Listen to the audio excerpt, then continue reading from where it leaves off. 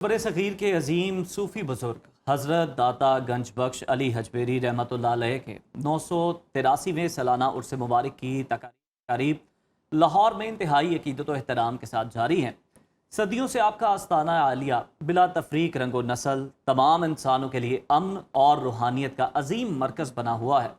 آپ کی شہرہ آفاق تصنیف کشف المعجوب اہل علم و معرفت کی رہنمائی کر رہی ہے۔ بالکل عزیر، اور حضرت داتا علی حجویری نے اپنے اعلیٰ اخلاق اور فکر انگیز تعلیمات سے خطے میں محبت اور انسانیت کی شمع روشن کی۔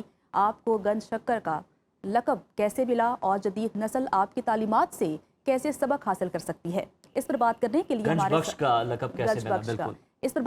لیے ہمارے ساتھ موجود ہیں ممتاز ریسرچ اسکالر فہد علی کاظمی صاحب۔ السلام علیکم سر، کیسے ہیں آپ؟ وعلیکم السلام سر، کہیے گا کہ آج حضرت داتا گنج بخش علی حجویری کا عرس منایا جا رہا ہے، آج دوسرا روز ہے، تو بتائیے گا کہ بر صغیر میں اشاعت اسلام کے حوالے سے ان کی کیا خدمات ہیں؟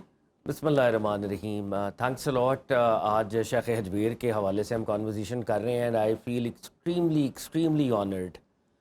داتا صاحب کی پرسنالٹی، ہاں جی ایبسلیوٹلی، داتا صاحب کی جو پرسنالٹی ہے ان پر ذکر کرنا، ان کے بارے میں بات کرنا، یہ ہم سب کا شرف ہے۔ بے شک۔ جو سوال آپ نے کیا کہ بر صغیر میں ان کی کنٹریبیوشن کیا ہے، تو آج آپ امیجن کریں کہ پاکستان کے اندر 25 کروڑ مسلمان ہیں، بارڈر پار بھی 25 کے قریب ہیں، بنگلہ دیش میں بھی 25 ہیں، تو یہ 75 کروڑ مسلمان کیسے ہوئے؟ یہ ایک ریسرچ کویسچن ہے نا۔ کون لوگ تھے جنہوں نے تبلیغ کی، دیہاتوں کے اندر گئے، دور دراز علاقوں میں گئے اور اسلام کی انہوں نے اشاعت کی؟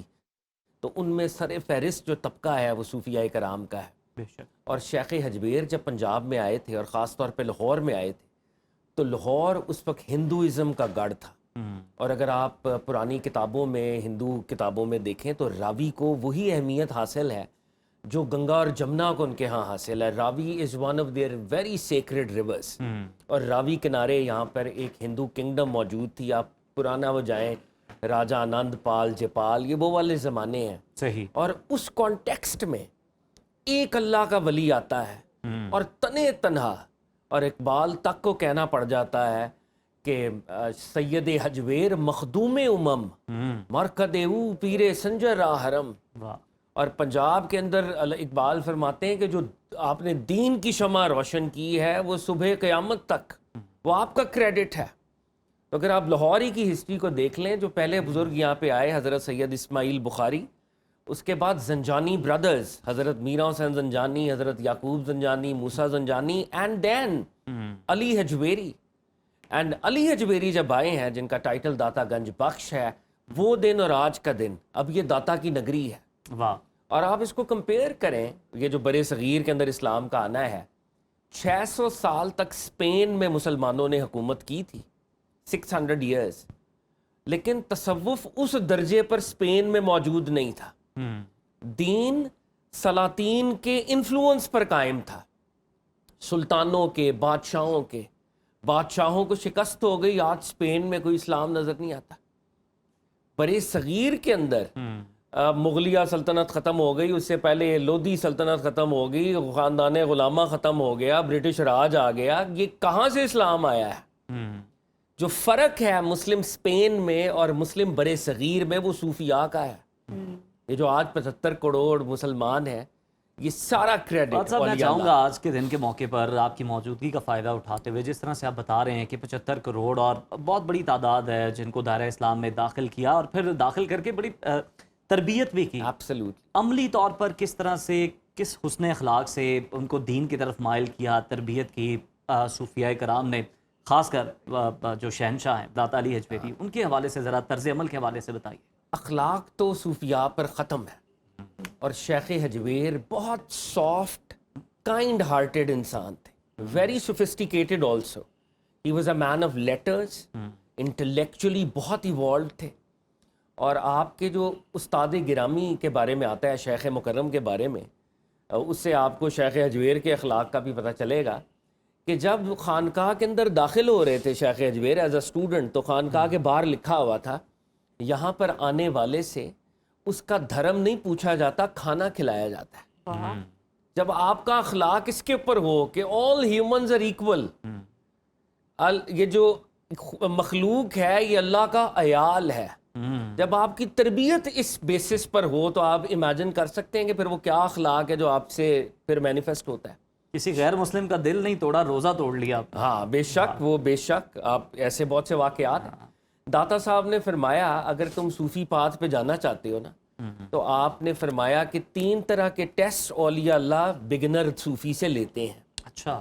پہلا ٹیسٹ ہے خدمت خلق، دوسرا ٹیسٹ ہے خدمت حق، اور تیسرا ٹیسٹ ہے خدمت نفس. تو پوچھا کہ خدمت خلق کیا ہے؟ فرمایا خدمت خلق یہ ہے کہ اللہ کی ساری مخلوق کو اپنا آقا اور مولا اور ماسٹر سمجھو اور ان کی خدمت بطور خادم کرو. واہ. یعنی اگر میں کوئی ویلفیئر کا کام کر رہا ہوں تو میں ویلفیئر کا کام یہ سمجھ کے کر رہا ہوں کہ عزیر صاحب میرے سے سپیریئر ہیں، ان کا حق ہے مجھے یہ کام ان کے لیے کرنا ہے. اگر میں ویلفیئر کا کام یہ سوچ کے کر رہا ہوں کہ سپیریئر تو میں ہی ہوں جی. اور میں ان کی بس مدد کر رہا ہوں تو آپ خدمت خلق سے دور ہیں. واہ. یہ نیتوں کا پاک رکھنا بھی بڑا ضروری ہے. ایبسلیوٹلی ہارٹ کی سٹیٹ ہے. جو آپ کے سامنے ہے وہ آپ کا بڑا ہے. پھر فرمایا خدمت حق. خدمت حق کا ادنا درجہ یہ ہے کہ رب العزت کی عبادت کسی ڈیزائر کی بدولت نہیں کرنی کہ رب العزت مجھے رزق بے شک مل رہا ہے، آپ کو نعمتیں مل رہی ہیں، بے شک مل رہی ہیں، کل قیامت میں آخرت کے بعد جنت کی نعمتیں بھی وہ دے گا. لیکن خدمت حق کا الٹیمیٹ درجہ یہ ہے کہ بندہ رب کو رب مان کر رب کی عبادت کرے. رب اس قابل ہے کہ اس کے سامنے سر جھکایا جائے. جیسے مولا مشکل کشا نے فرمایا کہ اس لیے عبادت کی جاتی کہ وہ عبادت کے لائق ہے، اس لیے نہیں کہ ہم اسے کوئی جنت کی توقع لگائے بیٹھے. مولا مرتضیٰ کا قول بالکل یہ اسی کی ایک عکس ہے. اور آخر میں فرمایا خدمت نفس. خدمت نفس یہ ہے کہ ہر حال میں یہ جان لو دنیا حقیر ہے اور رب تعالیٰ کے علاوہ کوئی نہیں ہے جو تمہاری مدد کو آ سکے. یہ تمہارے نفس کو ہر وقت یہ جو کیفیت ہے یہ باقی رہے. آج کیا ہماری کیفیت ہے کہ جی میرا امپلائر ہے وہ مجھے رزق دے رہا ہے کیونکہ میں اس کے ہاں نوکری کرتا ہوں، کوئی امیر آدمی ہے میں اس کے ہاں نوکری کر رہا ہوں، وہ میرا رازق ہے، وہ میرا مالک ہے، وہ میرا خالق ہے. نہیں، خدمت نفس یہ ہے کہ نفس کو یہ پتا ہو کہ میں رب العزت کی مخلوق ہوں and I am but a humble follower of almighty Allah, اور آل مائٹی اللہ ہی میرا مالک ہے اور دنیا میں اور میرا کوئی نہیں ہے. تو ان خطوط کے اوپر آپ کی تعلیمات ہیں. بے شک بے شک. اچھا فہد صاحب، آپ کی اس پہ اسٹڈیز بھی ہیں بڑی زبردست. داتا علی حجویری کی جو شورۂ آفاق تصنیف ہے کشف المعجوب، جسے تصوف کی دنیا میں دیکھے تو سند حاصل ہے، اس کے حوالے سے ذرا بتائیے گا، اس کے کچھ مضامین کے حوالے سے ہمارے ناظرین کے لیے آج ان کے علم میں اضافہ کریں. عزیر بھائی، کشف المعجوب جو ہے یہ تصوف کا انسائکلوپیڈیا ہے. اور میں آپ کو بتاؤں کہ حضرت شیخ حجویر کو ہم اتنا نہیں جانتے جتنا امریکہ میں، ہارورڈ میں، کیمبرج میں، ہائیڈلبرگ میں آپ کی کتاب کے ملٹیپل زبانوں میں ترجمے ہو چکے ہیں. اور ایک بڑا مینوسکرپٹ آج بھی ماسکو رشیا کے اندر پڑا ہوا ہے. تہران کے اندر نسخے پڑے ہوئے ہیں مینوسکرپٹس آف کشف المعجوب. اور آپ کی آمد سے پہلے عربی میں تصوف پر کتابیں لکھی گئی تھیں. قوت القلوب ایک کتاب ہے، کتاب اللمع ایک کتاب ہے، رسالہ قشیریہ، 2-4 اور کتابیں ہیں. اچھا.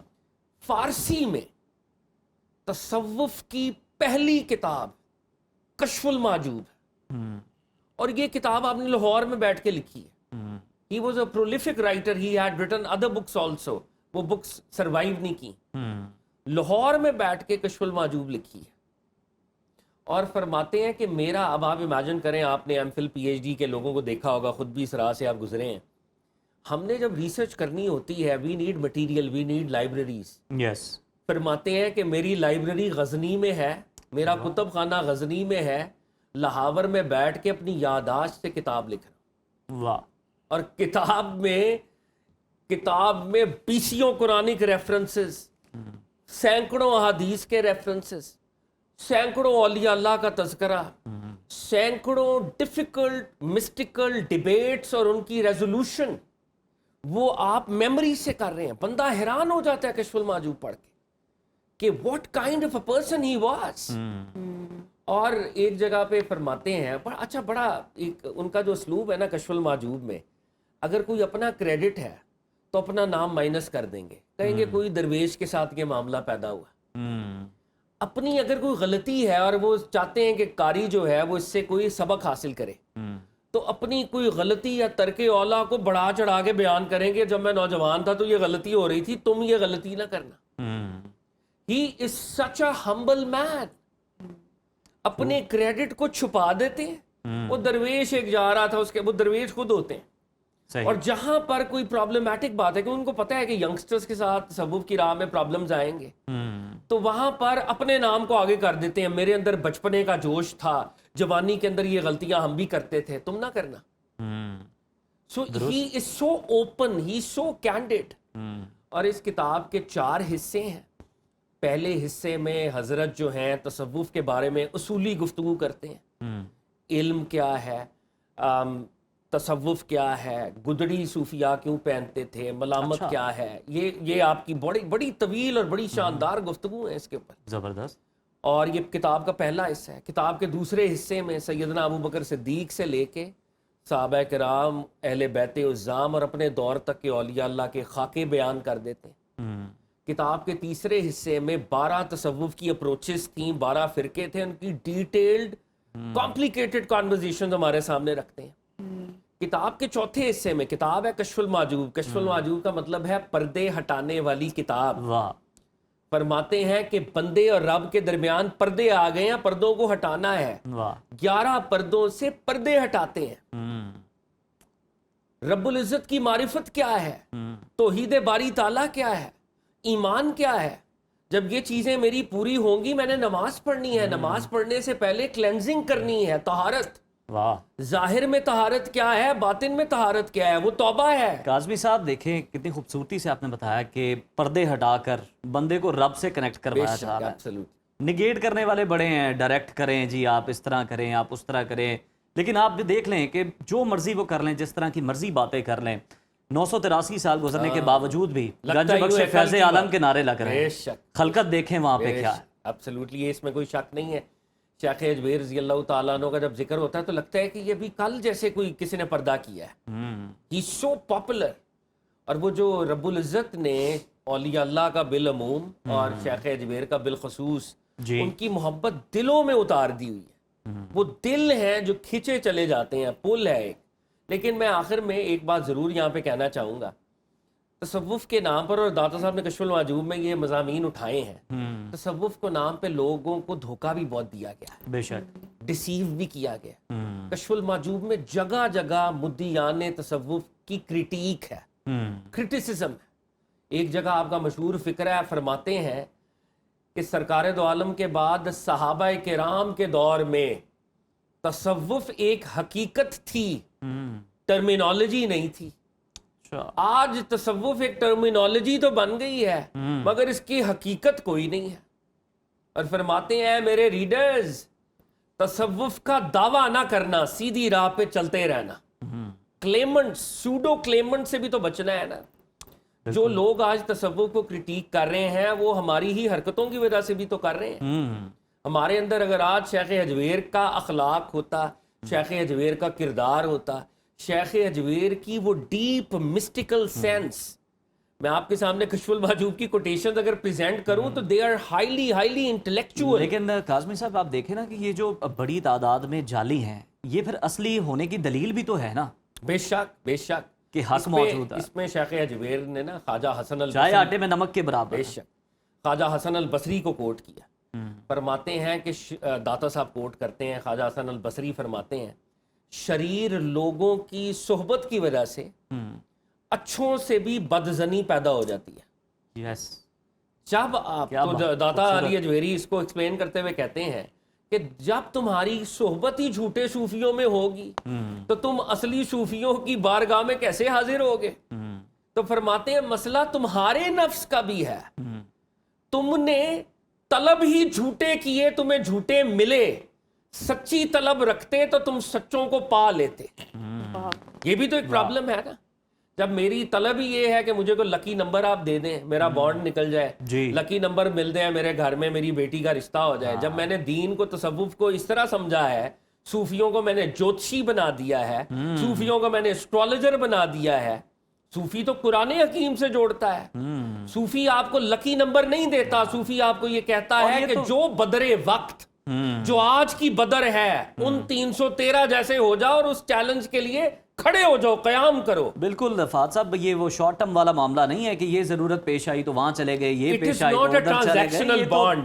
آپ کو بہشت کی باتیں جو ہیں وہ یہ ہو رہی ہیں وہاں پہ. ٹرانزیکشنل بانڈ نہیں ہے، یہ ٹرانسفارمیشنل بانڈ ہے، آپ کی روح کی، آپ کے وجود کی ٹرانسفارمیشن ہے. آپ کے خالق سے کنیکٹ کر کے پھر بہشت کے راستے جو ہے نا بے شک، وہ ہے. بہشت کا بہت بہت شکریہ آپ کا فہد کاظمی صاحب، آپ کے وقت